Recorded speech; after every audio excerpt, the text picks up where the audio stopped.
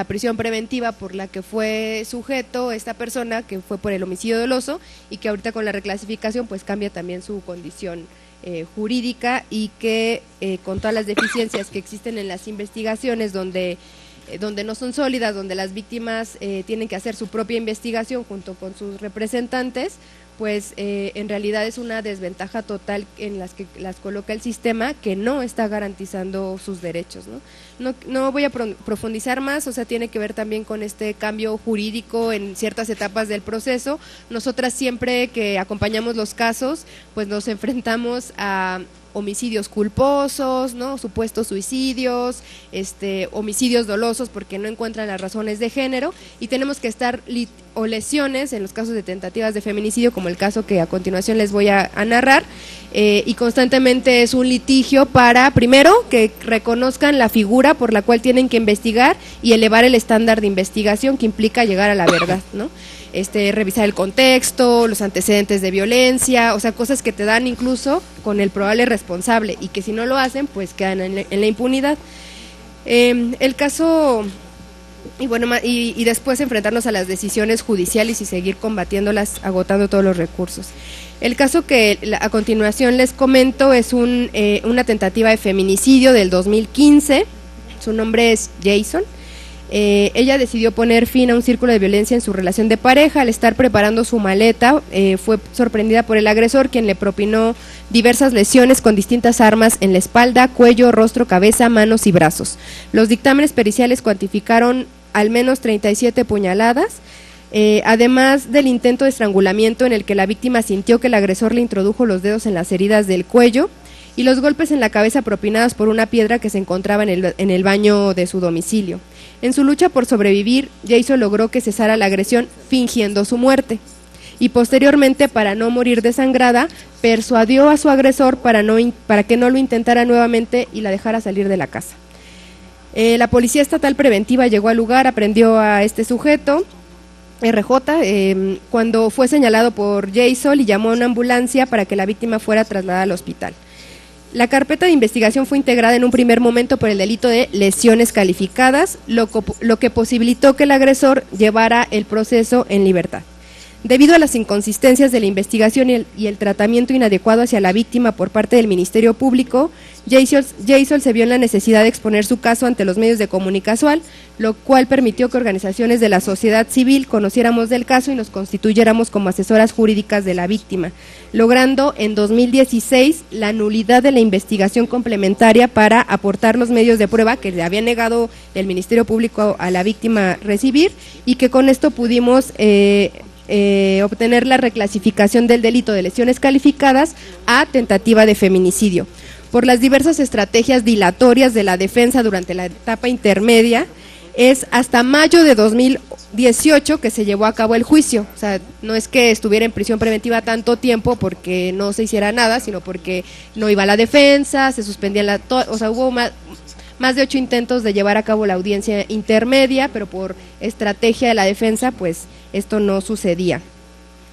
En virtud, bueno, finalmente el delito se llevó por tentativa de feminicidio y culminó con una sentencia condenatoria.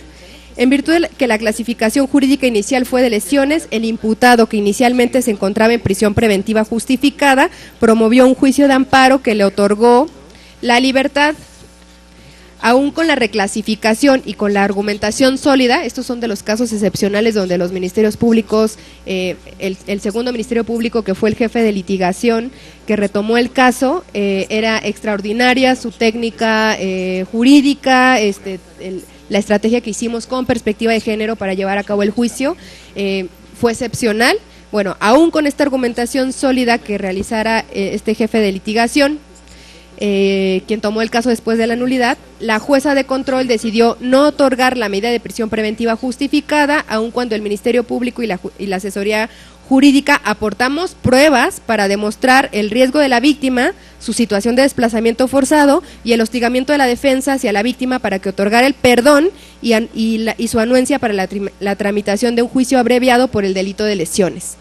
Actualmente, aun cuando se obtuvo una sentencia condenatoria por el delito de tentativa de feminicidio, que por cierto tiene sentencia de segunda instancia, confirmando la tentativa de feminicidio, el sentenciado se encuentra gozando de su libertad debido a que la sentencia no ha quedado firme, y esto lo argumentaron los jueces ya del Tribunal de Enjuiciamiento, y se está privilegiando el derecho del sentenciado a la presunción de inocencia hasta en tanto la sentencia no cause ejecutoria, lo cual puede suceder pues en 8 años, una vez que transcurre el plazo para que precluya el derecho del imputado a promover su amparo directo en contra de la sentencia definitiva. Mientras tanto, Jason se encuentra en situación de desplazamiento forzado, sin poder desempeñar el trabajo que realizaba por las secuelas que dejaron las lesiones y lejos de sus hijos y su familia.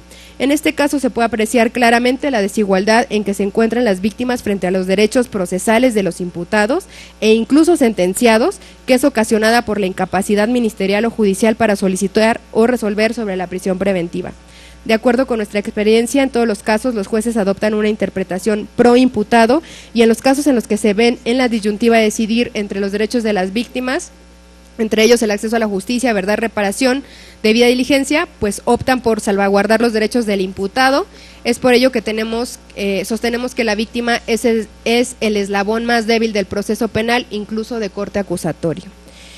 En conclusión, de no incluirse el feminicidio en el proyecto de reforma al artículo 19 constitucional frente a la regulación actual que contempla el homicidio doloso, representaría para las mujeres y las niñas víctimas de feminicidio y sus familias una violación al derecho humano a la igualdad y a una vida libre de violencia, fomentando prácticas discriminatorias y reforzando los obstáculos para el acceso a la justicia avaladas por la norma constitucional. La víctima queda a merced de las carencias o deficiencias de los ministerios públicos, que tienen la prerrogativa, no tienen asesores jurídicos efectivos. La víctima queda en estado de indefensión. Aunque la víctima haga la petición, el juez, atendiendo al principio de legalidad, no la concedería por no solicitarle al Ministerio Público, que tiene una atribución exclusiva. En 4 casos, al menos hemos identificado que los agresores buscan la protección con grupos de la delincuencia organizada, buscan la impunidad.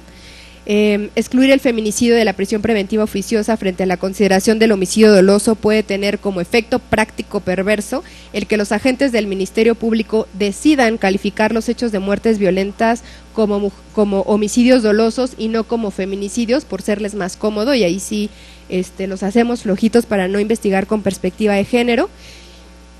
Por todo lo anterior, es necesario un debate profundo sobre la necesidad, pertinencia y legitimidad de la prisión preventiva oficiosa para ciertas conductas, que coloque también los derechos de las víctimas que están en riesgo ante las deficiencias estructurales del sistema de justicia, que requiere de la profesionalización de las y los operadores de justicia para estar a la altura de las necesidades apremiantes que exige el grave contexto de violencia feminicida que se ha generalizado en nuestro país.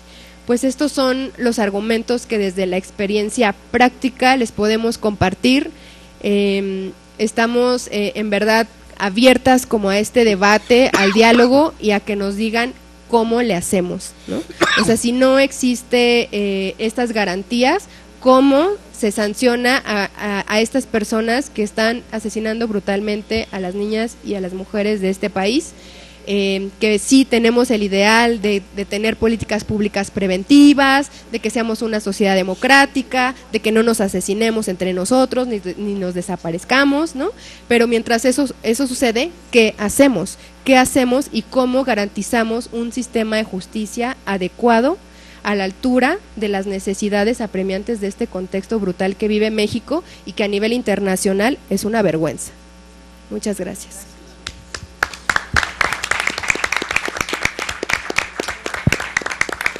Agradecemos las valiosas intervenciones de estos 3 ponentes expertos, Anayeli Pérez, Catherine Mendoza, Carlos Olvera, todos del Observatorio Ciudadano Nacional del Feminicidio. Ahora bien, vamos a pasar a una ronda de preguntas y respuestas, diálogos, aportaciones. Son 3 bloques, 3 intervenciones de hasta por 2 minutos. Vamos a tratar de ser muy precisos y aprovechar al máximo los planteamientos que han hecho los expertos para poder cuestionar cualquier duda que haya aparecido en el diálogo. ¿Algún interesado? Ok, vamos con la diputada Beatriz Rojas, secretaria de comisión, y después con la diputada Sauri, vicepresidenta de mesa directiva. Muchas gracias, buenos días a todas las legisladoras presentes, de manera especial a la licenciada Anayeli Pérez Garrido, a la maestra Catherine Mendoza, al licenciado Carlos Olvera, presidenta Wendy, por haberlos invitado. Sin duda alguna, el que ellos estén aquí presentes enriquecen el trabajo legislativo. Precisamente el Observatorio Nacional de Feminicidio es quien ha realmente visibilizado la violencia de género que vivimos en nuestro país. Ellos han sido el claro ejemplo y han aportado mucho, inclusive para que desde el 2011 se metiera la figura de feminicidio en el país y en la ciudad después de la resolución de Campo Algodonero. Este tema de la prisión preventiva oficiosa que quieren anular en el tema de feminicidio en el artículo 19 constitucional refleja una vez más la invisibilización de violencia de género que vivimos las mujeres. A pesar que vienen tratados internacionales que ha ratificado nuestro país por los diferentes mandatarios, pareciera que no logra permearse la situación de violencia por razones de género hacia la mujer, por la subordinación que se sigue contemplando hacia la mujer, ¿no? Por este sistema machista, patriarcal que nos sigue asesinando. Ya están dejando los abogados, que son quienes han estado específicamente ayudando a estas víctimas, que ahorita con el ejemplo que ustedes nos dan, que son revictimizadas. El último ejemplo que nos pone la licenciada Anayeli, ¿no? En donde quien tiene que salirse de la ciudad, pues es la víctima, y en donde sigue corriendo ese riesgo y donde sigue siendo revictimizada por las autoridades como el Ministerio Público, jueces, tribunales, que son quienes tienen que garantizar el acceso a la justicia. De verdad, yo agradezco mucho esta información que nos traen y nos queda, al menos a mí me queda muy claro, que tenemos que exigir y dar el debate en la Cámara de Diputados y Diputadas para que este artículo quede muy claro. ¿Cómo es posible que no quieran contemplar un delito grave, el feminicidio, y que sigamos dejando esa laguna que permite que el feminicida quede libre y que pueda seguir asesinando, cuando todo esto se puede evitar? Pero lo más importante, ¿cómo va a repercutir en la sociedad que en el artículo 19 constitucional ya se considere como delito grave el feminicidio? O sea, ya manda el mensaje social que es un delito grave. Yo no digo que vamos a la mejor a inhibir el comportamiento machista de control, de sometimiento que el hombre siente sobre la mujer todavía, pero sí va a ser un poco que piense, caray, no, ya es un delito grave, es el mensaje social que mandamos, ya esto se le llama visibilizar la violencia contra las mujeres. Pues ustedes tienen mucho que aportar, ya nos dejaron aquí el claro ejemplo, nos están dando argumentos para el debate y pues ese es el compromiso que tenemos, porque ustedes dan la batalla, se enfrentan a estos ministerios machistas, se enfrentan a los tribunales, desde sus trincheras están dando la batalla por visibilizar los derechos de la mujer, por hacerlos valer. Pues nosotras, desde la Cámara de Diputados y Diputadas, tenemos también que visibilizarlo, porque si no sería un retroceso, de nada sirve que estuviéramos firmando tratados internacionales ratificados por nuestro país y que nosotras, que tenemos que garantizar en el marco jurídico que así sea, no lo hagamos. Sí lo tenemos que hacer porque estamos en una sociedad patriarcal en donde todavía no se logra visibilizar la violencia por razones de género y nos sigue a nosotros matando y asesinando de la manera más brutal. Esto es solamente parte de mucho más trabajo legislativo para seguir avanzando en los derechos humanos de las mujeres. Yo nada más quiero agradecerles muchísimo esta información que nos traen, a la compañera Wendy, presidenta de esta comisión, por haberles invitado. Estamos en el momento para poder trabajar en este aspecto. Muchísimas gracias.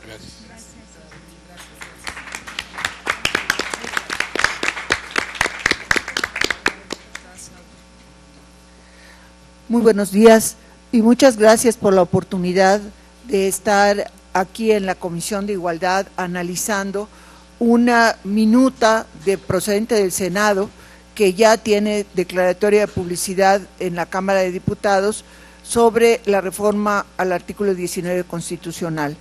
Yo quisiera hacer mis comentarios, dividirlos en tres partes. La primera de ellas es señalar que de alguna manera esta reforma constitucional significa un juicio social, un juicio político al nuevo sistema de justicia penal acusatorio que comenzó a operar a partir de 2008, aun cuando ya su operación plena se dio hasta 2015, y que ha mostrado la insatisfacción de sectores amplios de la sociedad con lo que se ha considerado la puerta giratoria. Es decir, personas que son imputadas de determinado delito y que más tardan en llegar que en salir del Ministerio Público, si es que finalmente la policía hace el esfuerzo de llevarlos hasta allá, porque pues quedan ya francamente desalentados ante esta situación. Creo hacer eco de una percepción social, pero esto no significa que esté de acuerdo con lo que está sucediendo. Por eso decía que quiero tres partes. La primera, que tiene que ver con el artículo 19 constitucional.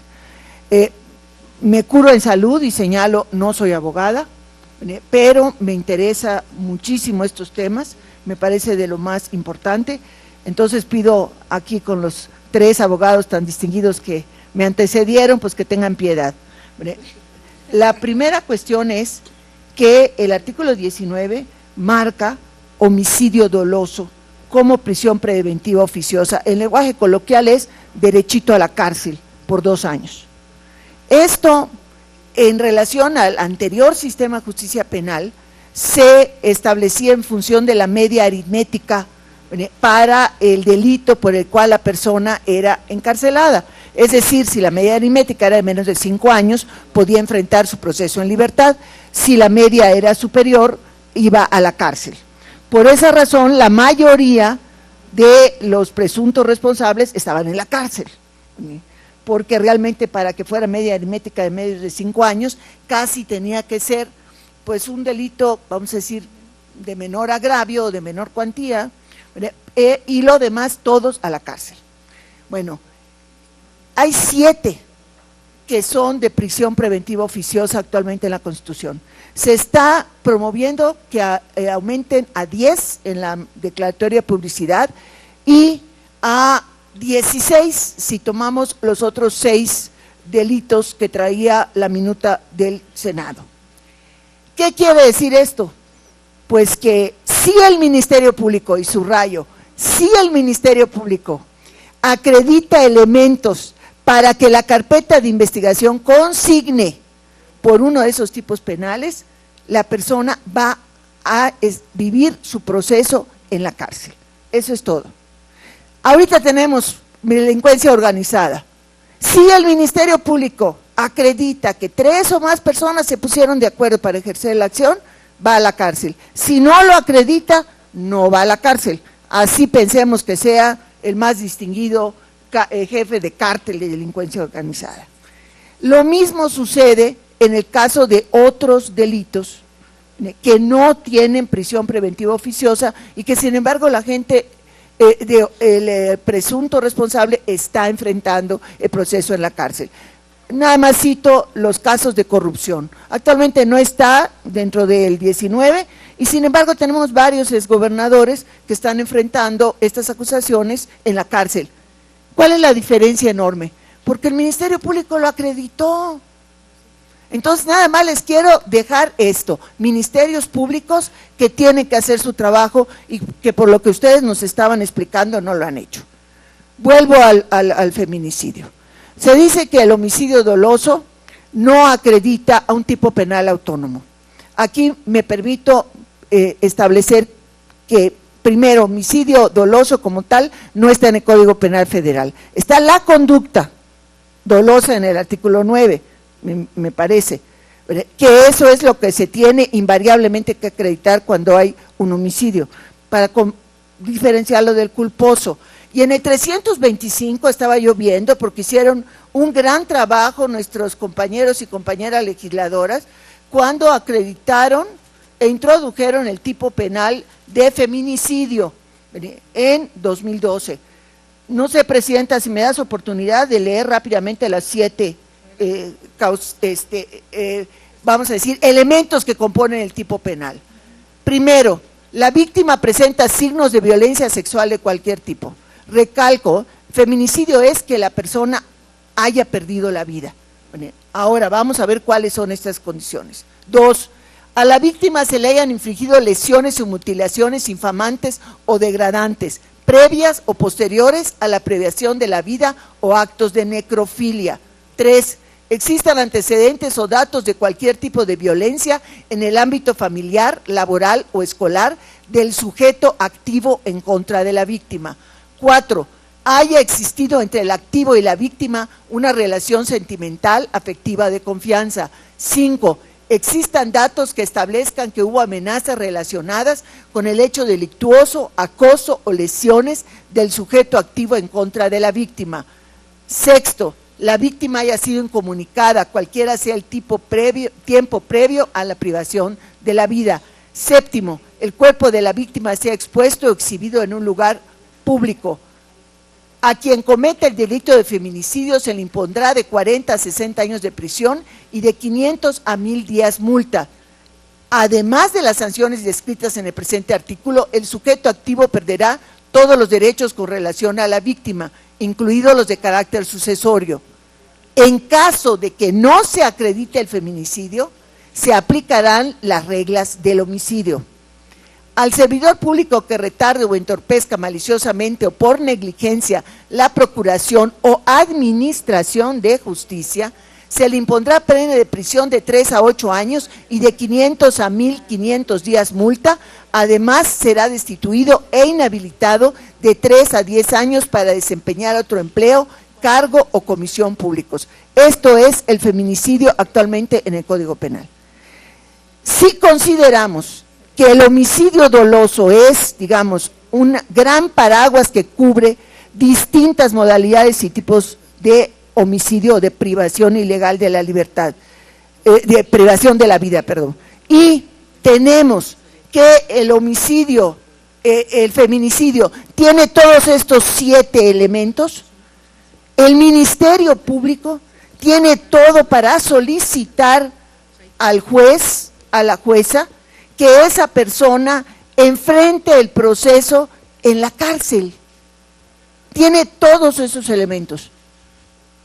No es que no esté en el artículo 19, es que hay serias deficiencias, como ustedes han acreditado, en la actuación de los ministerios públicos.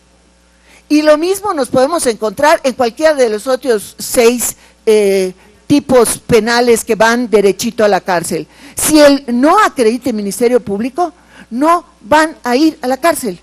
Entonces, mi atenta solicitud es que nos fijemos a fondo en qué está pasando con los ministerios públicos y qué está pasando con los jueces y las juezas, porque ahí es donde está fallando todo. Y que metamos la mano en mano jurídica, en serio y a fondo, en torno a estos 2 temas. Y muchísimas gracias por todos los elementos que nos dieron de reflexión, para que podamos hacer o tener una intervención bien fundamentada en esta trascendental reforma.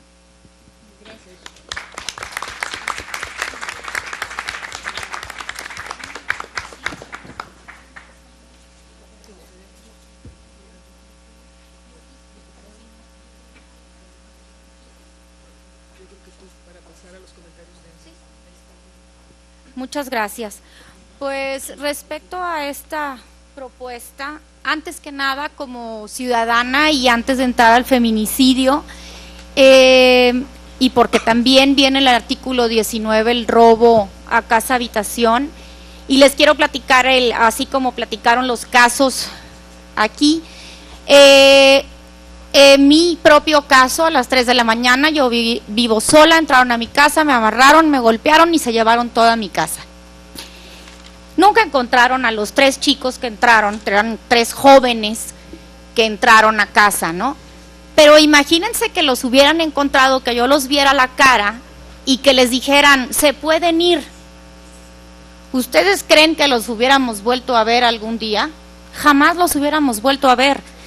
Y si al no encontrarlos yo sentía una impotencia de que todo mi trabajo de mi vida se lo habían llevado cuando me robaron, porque me robaron todo, hasta el coche, ropa, no había dinero, entonces lo que hubiera se lo llevaron. Entonces creo que como ciudadana dices, no es posible que no estén considerando esa mínima parte, porque si no los encontramos, pero es el 99% de los casos de robo a casa habitación, creo que no se encuentran. Pero si de por sí los hubiéramos encontrado y los soltamos para que llevaran su caso fuera de prisión, yo les aseguro que en mi tierra, que es Tamaulipas, jamás los hubiéramos vuelto a ver. Afortunadamente no pasó a mayores y fue todo, o sea, fueron golpes en el brazo para que yo dejara de gritar, pero fue todo. Pero ¿qué tal si hubiera sido algo más? Entonces, bueno, eso en cuanto al tema de el caso de robo a casa habitación. Yo sí creo que el tema es delicado y difícil de consensar, porque entiendo la postura de algunas y algunos diputados que argumentan que va en contra del principio de la presunción de inocencia. Pero como ya lo dijo la diputada Sauri, tenemos tantos elementos, por favor, ¿cómo no incluirlo? ¿Cómo no decir? ¿Cómo no aceptar después de ver las víctimas y de ver lo brutal que puede llegar a ser este tipo de agresiones? Entonces, de verdad agradezco que hayan venido, estoy totalmente de acuerdo con ustedes que el feminicidio debe ser incluido. Obviamente, y me tocó también en mi estado, han sido capacitados y vueltos a capacitar los ministerios públicos, o sea, ya no hay, o sea, ¿qué más falta? Porque se les ha dado todas las herramientas para que efectivamente inmediatamente la soliciten y siguen sin hacerlo. 37 puñaladas y decir que no de parte del novio, no entiendo, o sea, no, ¿qué hacemos? O sea, ¿qué hacemos para que después de capacitar y volver a capacitar, siguen sin aceptarlo? Está en la ley. Y otra cosa que quiero decir, a ver, allá afuera no nos están protegiendo, eso es un hecho, porque todos los días cuántas mujeres se mueren. Entonces, si no nos están protegiendo allá afuera, mínimo que la ley nos proteja.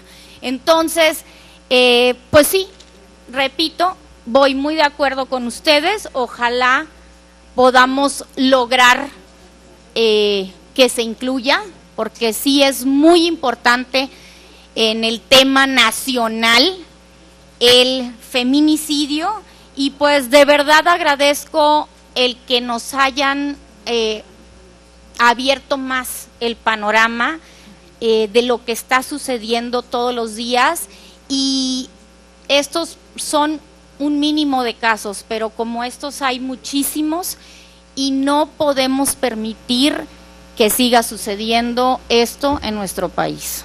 Muchas gracias, presidenta. Gracias, diputada. Vamos a cerrar esta primera ronda para darle la palabra a las y el expositor, que tengan comentarios al respecto.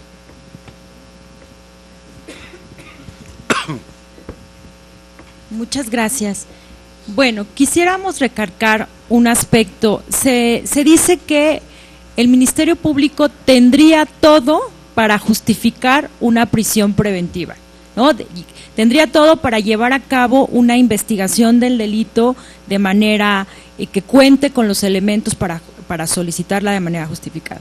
Sin embargo, hay que constatar, lo que queremos plantearles es que la realidad fáctica nos enfrenta a situaciones donde los agentes del Ministerio Público aquí en la ciudad, por ejemplo, nos han mencionado que cada uno lleva más de 100 carpetas de investigación de casos de feminicidio.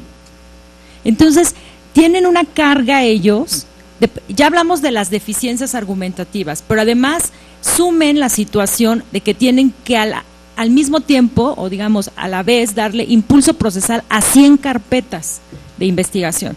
Por otro lado, los asesores jurídicos de las víctimas nos han llegado a mencionar que en algunos casos asesoran 300 carpetas de investigación. Un asesor jurídico puede llegar a asesorar 300 carpetas de investigación. ¿Cómo puede ser la investigación del Ministerio Público frente, por ejemplo, a una defensa particular del imputado que se dedique de manera diligente y llevará muy pocos casos, seguramente, o no comparables con 100 carpetas de investigación? Entonces, en teoría sí tendría, como dice la diputada Sauri, todos los elementos para poder llegar a cabo y desarrollar una investigación robusta, para contar con los elementos y justificarla. Ese es el ideal al que queremos llegar, y si se lo pueden asegurar a las víctimas, estaríamos de acuerdo en que no se incluya. Pero como no se puede asegurar, no podemos someter a las víctimas a que en tanto llegamos a esa situación para que el Ministerio Público cuente con todos los elementos, la podamos y la pongamos en riesgo porque su agresor esté en libertad por una deficiente argumentación del Ministerio Público, que, como ya dije, tiene, por otro lado, mucha carga procesal. Por otro lado, hay una constatación igualmente fáctica que nosotras, digamos, lo hemos visto en el sentido de que los agresores se sustraen de la acción de la justicia. La punibilidad es alta, muy alta, ya la mencionó la propia diputada. Incluso en el feminicidio agravado podría ascender a 60 años de prisión, por lo cual hay una forma de ver o una interpretación por parte del imputado de decir, mejor me sustraigo de la acción de la justicia. Es muy grave en caso de que pueda llegar a ser condenado. Entonces, muchos de nuestros casos no se dictó una prisión preventiva por razones diversas, porque muchos de los casos que nosotros acompañamos, llegamos a ellos en momentos en donde ya se han dado las audiencias iniciales, ya se han dado las investigaciones deficientes, etcétera. O sea, no todas las víctimas cuentan con organizaciones de la sociedad civil que vayan a sustentar y acompañar sus casos. Van a contar con defensores públicos que, como les repito, pueden llegar a tener hasta 300 carpetas y nunca les hablan o los conocen en las audiencias, no emiten una sola argumentación en el sentido de favorecer sus derechos, etcétera. Entonces, la realidad es que muchos de los casos que llevamos, las personas están en libertad porque no fue clasificado, o sea, desde ahí tenemos un problema, un gran problema, no fue clasificado como feminicidio, sino, como dijimos, lesiones, suicidio. Otro problema que es real es que las instituciones, para efectos de presentar mejores estadísticas, lo que hacen es tergiversar los tipos penales o los delitos. Dicen, aquí hay un homicidio culposo. Si nosotros les enseñáramos nuestras carpetas, la carátula inicia, la de las propias carpetas en las unidades de investigación, inician como homicidios culposos.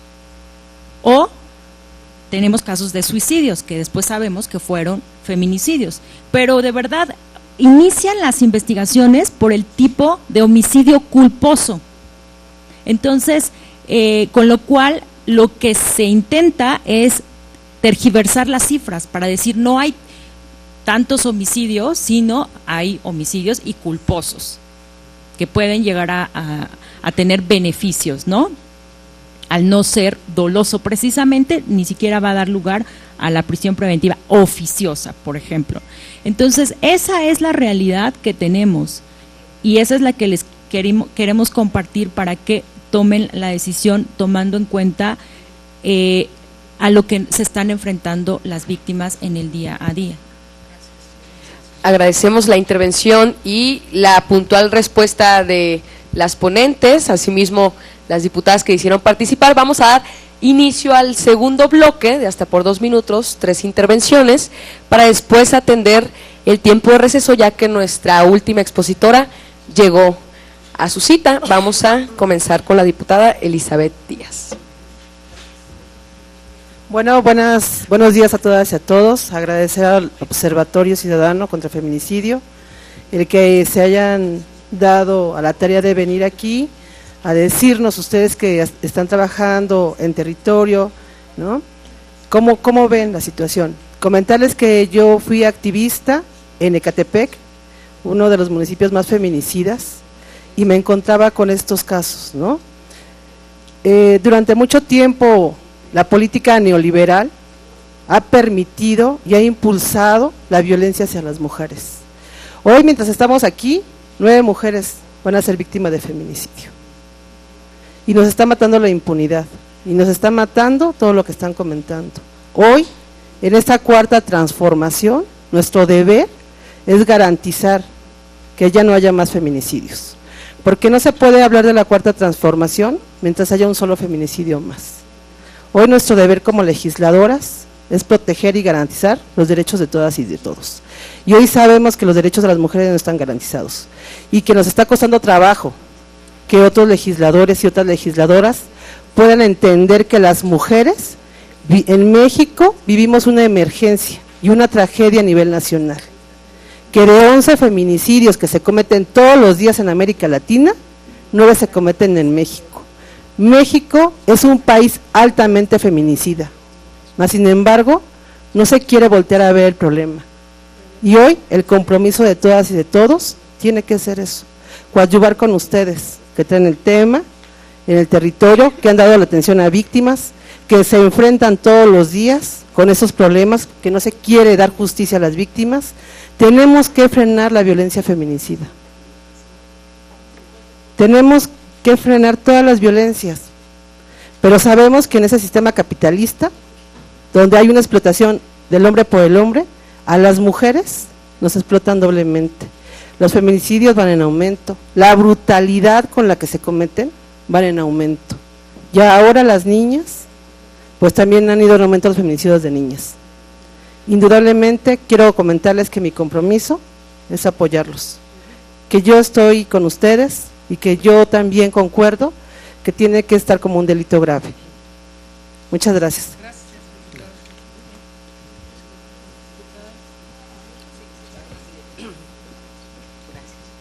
Gracias, muy buenos días compañeras, compañeros, mi nombre es Julieta Vences, agradezco mucho a los ponentes, nos han aportado muchísimo a este diálogo, a esta mesa de análisis en esta comisión. Me hubiera gustado muchísimo que aquí estuviera presente la presidenta de la Comisión de Puntos Constitucionales, ya que todos estos insumos aportarían al debate, al diálogo, para analizar de manera general, de manera más concreta esta situación, porque es un tema que nos apremia a todos, que nos apremia como país. Quiero decirles que yo pertenezco al estado de Puebla, y Puebla es el 6º lugar en feminicidios según las cifras del año pasado. Y quiero decirle que según los datos del Secretariado Ejecutivo del Sistema Nacional de Seguridad Pública, anota 30 casos. Y digo según, porque en contraste con el Observatorio de Derechos Sexuales y Reproductivos, tuvimos 71 casos. Lo que esto quiere decir que el sistema penal acusatorio, a pesar de que, como lo dice la diputada Sauri, existen este tipo en el catálogo, no entra dentro de la clasificación porque al momento de presentarlos no cumple con las características ya inscritos en la legislación. Entonces no puede ser posible que mientras más mujeres mueren, cuando van y presentan las denuncias a sus familias, siga nuestro sistema penal acusatorio diciendo que no es feminicidio, que es un homicidio doloso, cuando esto es una mentira. Entonces yo creo que a muchas nos duele esta situación y que no podemos esperar a que nuestro sistema penal acusatorio empiece a hacer su trabajo, porque eso es lo que no está haciendo, su trabajo, porque hacen mal las carpetas de investigación, porque a la víctima nunca le prestan las atenciones ni lo que ella necesita para poder comprobar que hubo este feminicidio, que existió.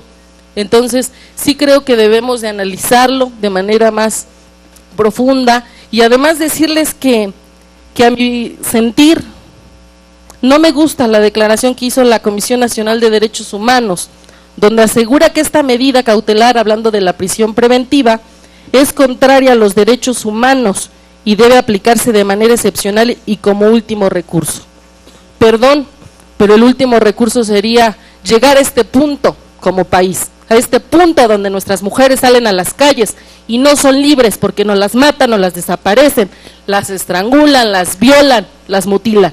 A ese punto es a donde no deberíamos haber llegado. Debería de ser la excepción y no la regla, como lo comentó aquí la asesora jurídica del observatorio. Entonces sí creo que tenemos la responsabilidad histórica de ser la voz y ser el rostro de esas mujeres que están allá afuera y que nos lo están exigiendo, porque se los merecen y porque se los debemos. Esa es mi aportación, y ojalá que en este diálogo podamos llegar a una conclusión donde beneficie a todas y a todas aquellas personas que han sido víctimas de un feminicidio. Muchas gracias.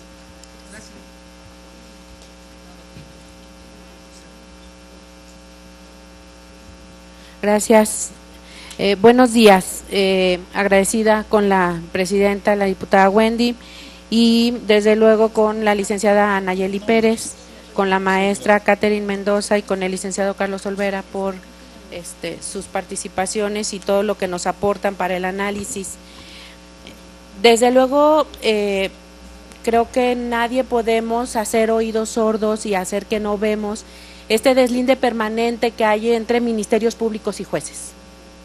El Ministerio Público dice que el juez no valora lo que plantean en sus averiguaciones y en la solicitud de la prisión preventiva, y los jueces que no está adecuadamente integrado y que no se justifica. Y en este deslinde queda en medio el derecho de las víctimas. Y es la parte que creo que nos tienen como país en una disyuntiva que valdría la pena reconocer, y que por otro lado reconocer también que el derecho y que las leyes son variantes, están cambiando constantemente para dar respuesta a la realidad social. Quizá en otro momento tendríamos que defender a toda costa el tema de la salvaguardia de los derechos humanos y de los compromisos internacionales del país, pero la realidad de nuestro país nos está diciendo que están matando mujeres de manera permanente. Yo soy de Guanajuato y pues encabeza la lista de niñas asesinadas, y que esas niñas asesinadas necesitan, ellas y sus familias, que sean sometidas a juicios justos y que se alcance pues el Estado de Derecho, que lisa y llanamente tiene que ser la prisión para los agresores. No basta, como tenemos en la legislación en este momento, sanciones de promedio entre 40 y 60 años, hay estados que lo tienen en 30, pero como máxima los 60 años de prisión.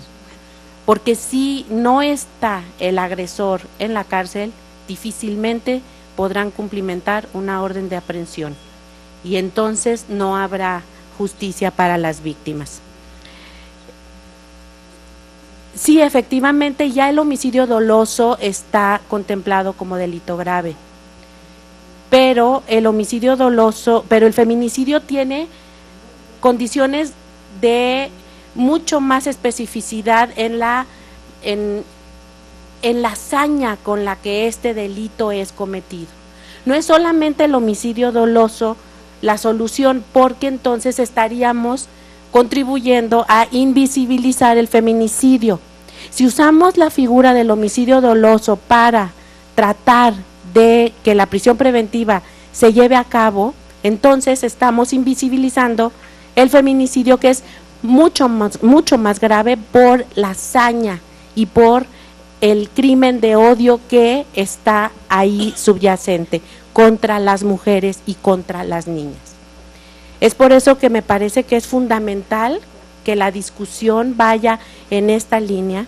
El homicidio doloso no puede ser la solución para la prisión preventiva de los asesinatos de mujeres, porque entonces estamos invisibilizando lo que se ha luchado por hacer visible, que cuando matan a las mujeres, las violan, las mutilan, las exhiben, el delito tiene un motivo de género y no es solamente un homicidio doloso.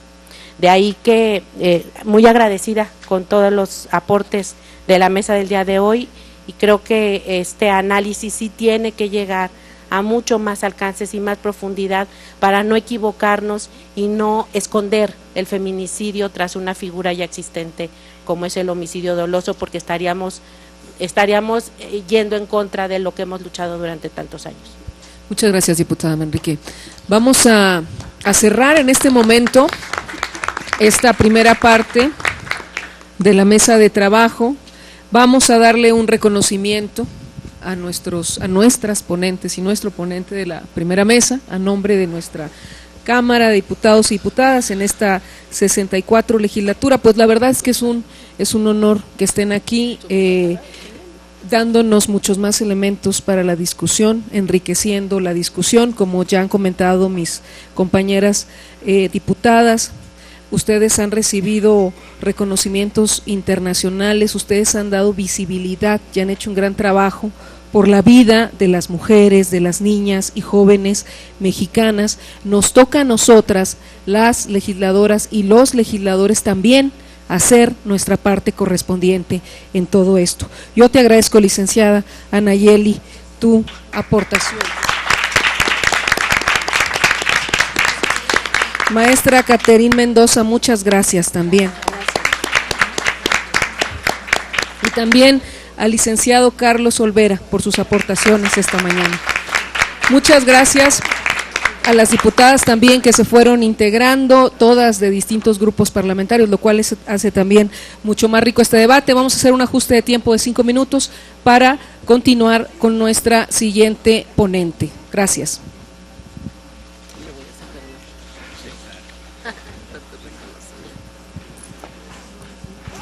En la parte trasera podremos encontrar unos pocos bocadillos para amenizar estos 10 minutitos, 5 minutitos y volver a la mesa.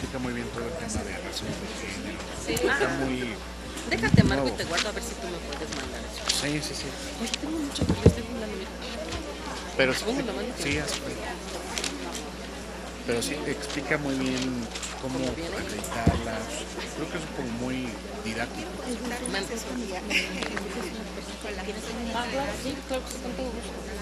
Y es que yo soy la presidenta de la Comisión de Asuntos Migratorios. Entonces yo quiero llevar el tema de mujeres y gracias a eso Hola. Hola, mi Betty. Gracias. Te había saludado otra vez.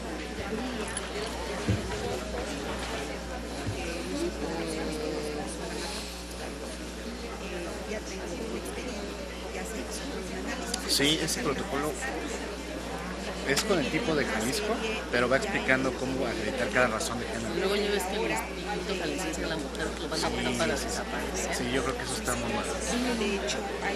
Porque el Instituto Jalisciense está haciendo muchas cosas buenas.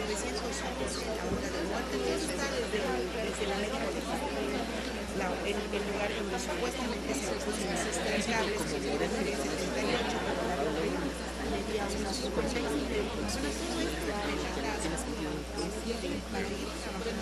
Fíjese que en la prisión preventiva sí está, por tratados internacionales sí la señalan como inconvencional, de medida de excepción, ¿no? Por eso también la declaración de la Comisión.